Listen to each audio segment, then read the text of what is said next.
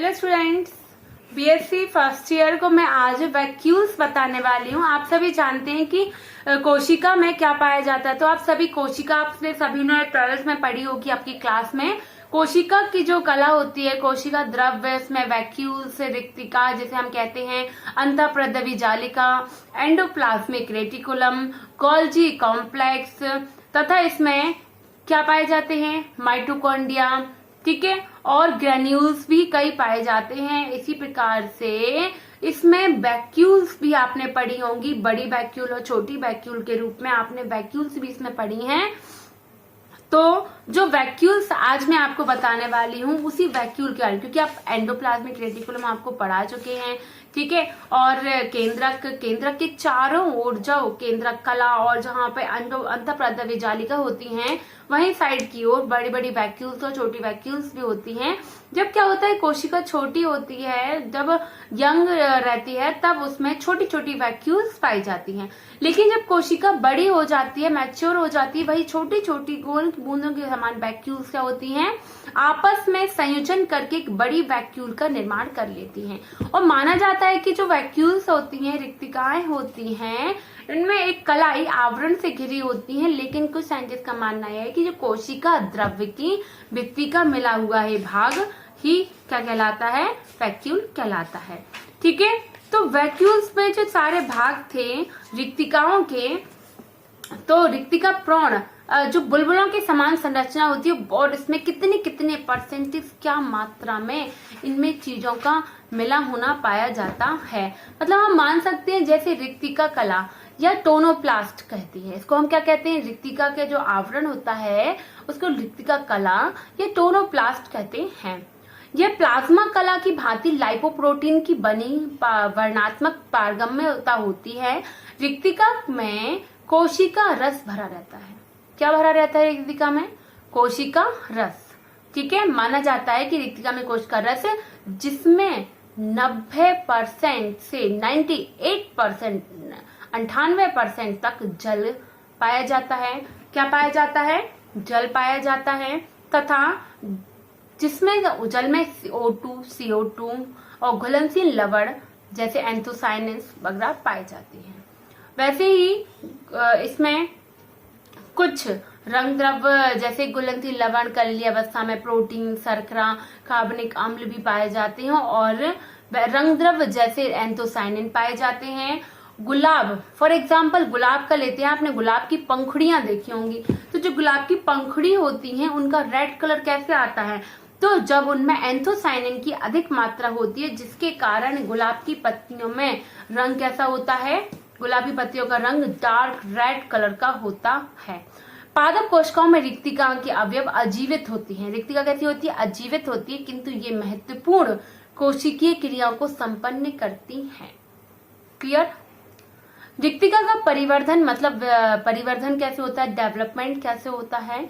तो जड़ व तनों की विभाजित होने वाली कोशिकाओं के प्रविभाजी प्रदेश में देखा जा सकता है। रिक्तिका को जड़ तना के प्रविभाजी मेरिस्टेमेटिक क्षेत्र में इनको देखा जा सकता है। अग्रस्थ प्रविभाजी कोशिकाओं में बड़ा केंद्रक, इनमें क्या पाया जाता है, बड़ा सा केंद्रक, ठीक है। क्या कह सकते हैं आप, केंद्रक पाया जाता है। और अग्रस्थ प्रविभाजी कोशिका में केंद्रक के स्थान पर यहाँ बड़ी बड़ी रिक्तिकाएं, बड़ा केंद्रक व रिक्तिकाएं भी बड़ी बड़ी पाई जाती है। क्लियर? जब कोशिका लंबाई में वृद्धि करती है तो रिक्तिकाओं में जल प्रवेश करने लगता है, और अतः वे आकार में क्या हो जाती हैं, बड़ी हो जाती हैं। क्लियर है?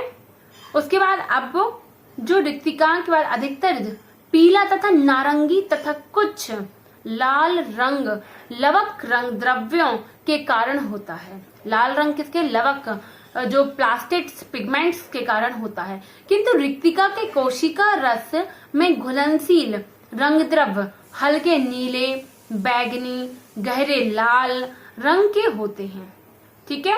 और घुलनशील रंग द्रव्य कैसे? नीले, बैगनी, लाल, गहरे लाल रंग के होते हैं। एंथोसायनिन, आपने अभी तक सिर्फ वैक्यूल ही सुना होगा, और आज आप वैक्यूल में इतने सारे रंग द्रव्य, जल, ये सारी चीजें पढ़ रहे हैं। तो ध्यान देना, आप लोग नोट करना चाहें तो आप नोट भी कर सकते हैं, ठीक है। किंतु रिक्तिका के कोशिका रस में घुलनशील रक्त द्रव्य, ठीक है, हमने आपको बता दिए कौन कौन से, बैगनी, लाल, नीले, ठीक है। एंथोसायनिन रंग द्रव्य जटिल यौगिक होते हैं। क्या होते हैं एंथोसायनिन रंग द्रव्य? जटिल यौगिक होते हैं जो रंग द्रव्य तथा शर्करा से मिलकर बनते हैं। किससे मिलकर बनेंगे?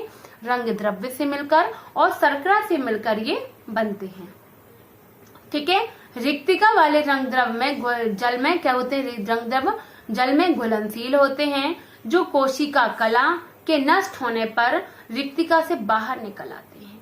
जो कोशिका कला के क्या होते हैं? नष्ट होने पर रंग द्रव्य क्या होते हैं? बाहर निकल आते हैं और यह रंग द्रव्य पादप के किसी भी भाग में पाए जाते हैं। रंग द्रव्य कहाँ पाए जाते हैं? पादप के किसी भी भाग में पाए जाते हैं। क्लियर है? आपको समझ में आ रहा है ना? रंग द्रव्य कहाँ पाए जाते हैं? पादप के किसी भी भाग में ये पाए जाते हैं, ठीक है। और ये कैसे होते हैं? जल में घुलनशील भी होते हैं। पिगमेंट्स पादप के किसी भाग में, जैसे लाल रंग की मूली आपने देखी है, सफेद रंग की मूली सभी ने देखी है, लाल रंग की मूली, सलजम, चुकंदर आदि, नीले व लाल रंग के अंगूर, बैगनी चेरी, बेर चेरी, इन सब में, ठीक है। एंथोसायनिन्स का रंग अम्लता के कारण बदलता है। एंथोसायनिन्स के कारण रंग बदल रहा है चीजों का, और ये किसके कारण? अम्लता के कारण रंग बदलता है। अतः एक ही रंग द्रव्य कुछ पुष्पों में लाल तथा अन्य में नीला हो जाता है। कुछ पुष्पों में लाल तथा कुछ में कैसा हो जाता है? नीला हो जाता है, नीला हो सकता है। क्लियर? पत्तियों में पतझड़ रंग उत्पन्न करने के लिए कैरोटीनॉइड तथा टैनिन्स के साथ मिलकर एंथोसायनिन विशेष भूमिका निभाते हैं। पत्तियों में पतझड़ रंग उत्पन्न करने के लिए, ठीक है, कैरोटीनॉइड तथा टैनिन्स के साथ मिलकर एंथोसायनिन विशेष भूमिका निभाते हैं। किसकी भूमिका? एंथोसायनिन की विशेष भूमिका होती है। पतझड़ में एंथोसायनिन का उत्पन्न होना वंशागत अथवा, क्योंकि पतझड़ की चीज तो वंशागत ही होती है। आपको पता है कि पतझड़ कब आता है? जब पत्ते गिरने लगते हैं। लेकिन यहाँ पर पतझड़ में उसके अकॉर्डिंग उसका रंग परिवर्तित करना हो, अगर हमें बदलना हो नहीं बिना पतझड़ के, तो क्या करना चाहिए? तो वंशागत होती है ये चीजें। लेकिन अथवा पर्यावरणीय कारकों जैसे प्रकाश, तापमान के फलस्वरूप ये होता है कि नहीं? पतझड़ की टेम्परेचर या फिर ऋतु चेंज हो जाती है, मौसम चेंज हो जाते हैं, कमी आ जाती है, उसके कारण पतझड़ होता है, ठीक है। तो विशेष भूमिका निभाते हैं। ये सब तो अपना हो गया है। शर्करा का एकत्रित होना अथवा प्रकाश के सीधे प्रभाव के कारण एंथोसायनिन का निर्माण होता है। शर्करा का एकत्रित होना तथा प्रकाश का सीधे प्रभाव के कारण, डायरेक्ट प्रकाश पड़ता है, एंथोसायनिन का निर्माण होता है। कुछ वैज्ञानिक का मत है कि पतझड़ रंग निर्माण सर्वोत्तम तुषार की अनुपस्थिति में अधिक ठंडे तापमान पर होता है। कब होता है? सर्वप्रथम तुषार, कहते नहीं तुषार पड़ा, फ्रॉस्ट जिसे इंग्लिश में कहते हैं, की अनुपस्थिति में अधिक ठंडे तापमान पर होता है। रिक्तिकाओं के कार्य क्या हैं? तो ये तो हो गई रिक्तिका, बड़ी बड़ी वैक्यूल्स, एंथोसायनिन्स की उपस्थिति भी हमने यहाँ पे बता दी है कि क्या क्या इसमें पाया जाता है और किस प्रकार से वैक्यूल्स में कार्बनिक अम्ल, जल, शर्करा, ये सारी चीजें इसमें, प्रोटीन, सर्वशाल सब यहाँ पर मौजूद होते हैं। इनकी बहुत बड़ी भूमिका होती है रिक्तिकाएं, ठीक है। किस अवस्था में कैसी पाई जाती है। अब इनके कार्य की हम बात करते हैं। कार्य क्या होता है रिक्तिका का? तो रिक्तिका रस से अधिकतर जल भरा होता है। इनमें क्या होता है? इनमें अधिकतर जल की मात्रा है, तो ये सेल सूखती नहीं है कोशिका में जल भरा रहने के कारण, ठीक है। और जिसके द्वारा विभिन्न प्रकार की कार्यकीय क्रियाएं संपन्न होती हैं।